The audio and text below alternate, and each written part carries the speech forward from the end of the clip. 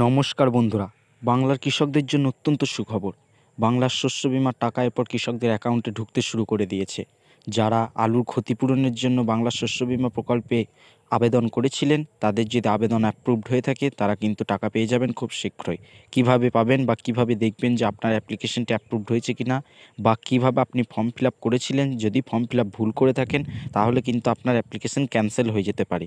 তাই কিভাবে form fill up করেছিলেন সেটা একবার চেক করে দেখে নিন এবং শেষ পর্যন্ত ভিডিওটি দেখুন। যদি ভালো লাগে অবশ্যই কিন্তু চ্যানেলটিকে লাইক এবং সাবস্ক্রাইব করে দেবেন। দেখুন কিভাবে দেখবেন যে আপনাদের অ্যাপ্লিকেশনটি অ্যাপ্রুভড হয়েছে কিনা। কিভাবে দেখবেন সেটার জন্য আমাদের একটি আলাদা ভিডিও করা আছে চ্যানেলে। গিয়ে ওখানে আপনার ভোটার কার্ডের নম্বর দিয়ে দেবেন।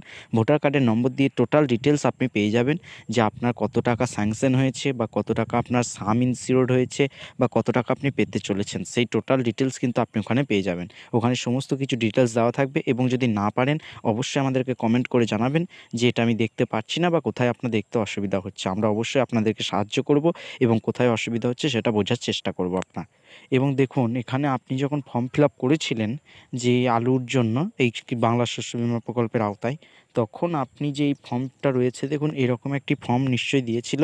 সেই ফর্ম কিন্তু আপনি ফিল আপ করেছিলেন। যদি এখানে আমি যেভাবে যে প্রসেস বলবো সেই প্রসেসে যদি আপনি না করে থাকেন ফর্ম ফিল আপ, তাহলে কিন্তু আপনার ফর্ম ফিল আপটি ভুল হয়েছে এবং সেটা কিন্তু অ্যাপ্লিকেশনটি ক্যান্সেল হয়ে যেতে পারে। তাই মন দিয়ে ভিডিওটি দেখুন এবং সেটি করেছিলেন নাকি বা ঠিকঠাক করেছিলেন নাকি সেটা একবার চেক করে নিন, তাহলেই ঠিক আছে। দেখুন এখানে রয়েছে যে কৃষকের নাম, আপনার নাম দিতে হবে। পিতা মাতা বা স্বামী বা অভিভাবকের নাম, ওখানে পিতা মাতা বা স্বামী বা অভিভাবক যে কোনো একটা দিলেই হবে, যে কোনো একজনের নাম দিতে হবে। বয়স কিন্তু আধার কার্ডের নাম অনুসারে দিতে হবে, আধার কার্ডের বয়স অনুসারে কিন্তু আপনাকে বয়স দিতে হবে। লিঙ্গ কি পুরুষ বা পুং, স্ত্রী যদি হয় স্ত্রী, বা অন্যান্য যদি হয় অন্যান্যতে টিক মারতে হবে।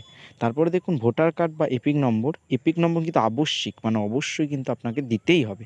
ম্যান্ডেটরি, বাধ্যতামূলক করা আছে, ওখানে কিন্তু ভোটার কার্ড নম্বর আপনাকে দিতেই হবে।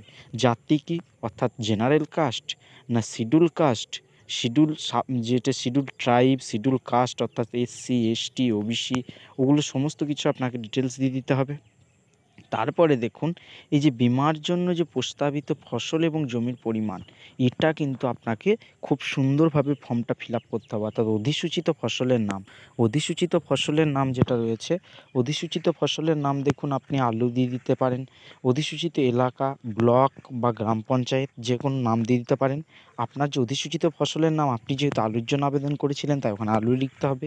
অধিসূচিত এলাকা, ব্লক বা গ্রাম পঞ্চায়েত, ব্লক হচ্ছে আপনার যে জমিটি রয়েছে বা যে দাগ নম্বরটি রয়েছে সেই দাগ নম্বরটি যে ব্লকের, সেই ব্লকের নামটি দিতে হবে।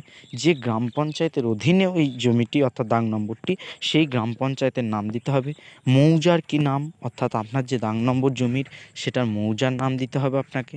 তারপরে আপনাকে দাগ নম্বর দিতে হবে, সেই দাগ নম্বরটা কিন্তু একই জায়গায় লিখতে হবে।